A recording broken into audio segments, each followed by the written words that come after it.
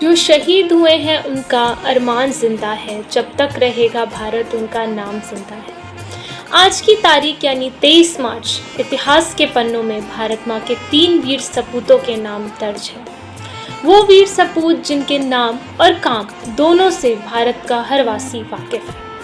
मैं बात कर रही हूँ आज़ाद भगत सिंह की, मैं बात कर रही हूँ राजगुरु की, मैं बात कर रही हूँ सुखदेव की, जिनको 23 मार्च 1931 को ब्रिटिश हुकूमत के दौरान लाहौर जेल में फांसी की सजा दे दी गई। तब से लेकर इन वीर सपूतों के सम्मान में हर साल 23 मार्च को शहीद दिवस मनाया जाता है।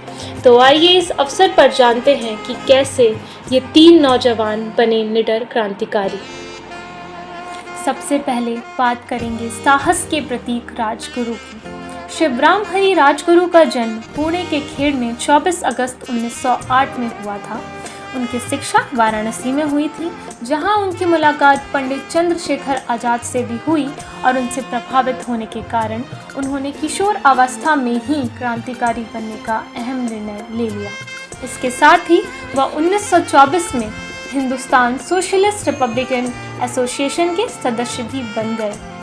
उनके जीवन का एक ही प्रण, एक ही लक्ष्य और एक ही धुन थी, भारत की आज़ादी। विदेशी हुकूमत में अमानवीय अत्याचारों के बाद भी वह इसी लक्ष्य के लिए हंसते हंसते फांसी पर चढ़कर अमर हो गए। अब हम बात करेंगे अल्प आयु में ही स्वराज के लिए अपने प्राणों का बलिदान देने वाले शहीद सुखदेव की। इनका पूरा नाम सुखदेव थापर था। इनका जन्म 15 मई 1907 को लुधियाना में हुआ था। शहीद Sukhdev Hindustan socialist Republican association के सक्रिय सदस्य थे।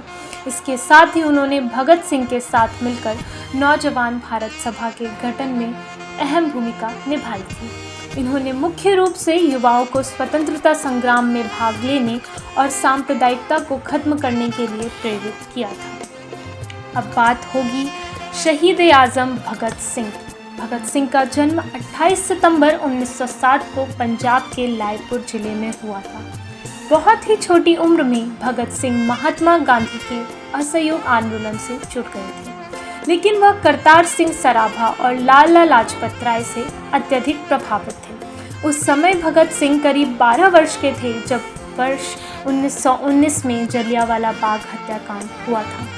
इस हत्याकांड ने इनके बाल मन पर बहुत गहरा प्रभाव डाला था। इसी दौरान उन्होंने यह कसम खाई थी कि अंग्रेज़ी हुकूमत के खिलाफ वह आज़ादी की लड़ाई लड़ेंगे। इसके बाद भगत सिंह ने अपनी पढ़ाई छोड़ दी और नौजवान भारत सभा की स्थापना की और आज़ादी की लड़ाई में कभी ना भूले जाने वाला योगदान दिया। अब बात करेंगे उस कारण की जिसके चलते अंग्रेज़ी सरकार ने इन वीर जवानों को फांसी के फंदे पर लटका दिया। 30 अक्टूबर 1928 को ब्रिटिश सरकार के जबरन साइमन कमीशन को लागू करने पर लाला लाजपत राय ने साइमन वापस जाओ का नारा देते हुए इसका विरोध किया था, लेकिन इस विरोध के चलते वहां ब्रिटिश सरकार ने लाठीचार्ज कर दिया, जिसमें लाला जी बुरी तरह घायल हो गए और फिर उनकी मृत्यु हो गई। उनकी मौत के बाद भगत सिंह, सुखदेव और राजगुरु ने जेम्स स्कॉट से बदला लेने का निर्णय लिया। लाला लाजपत राय की मौत के 1 महीने बाद 17 दिसंबर की शाम भगत सिंह और उनके साथी पुलिस ऑफिस से जेम्स स्कॉट के निकलने का इंतज़ार कर रहे थे, लेकिन उन्होंने सॉन्डर्स को स्कॉट समझ लिया, जिसके चलते भगत सिंह, सुखदेव और राजगुरु को सॉन्डर्स हत्याकांड में दोषी ठहराया गया और 23 मार्च 1931 को उन्हें लाहौर जेल में फांसी दे दी गई। बताया जाता है कि जब इन तीनों को फांसी दी जा रही थी तब उनके चेहरे पर तनिक भी शिकन नहीं थी और ये मस्ती में मेरा रंग दे बसंती चोला गीत गा रहे थे। इन्होंने इनकलाब जिंदाबाद के भी नारे लगाए और देश के खातिर हंसते हंसते फांसी के फंदे से छूट गए।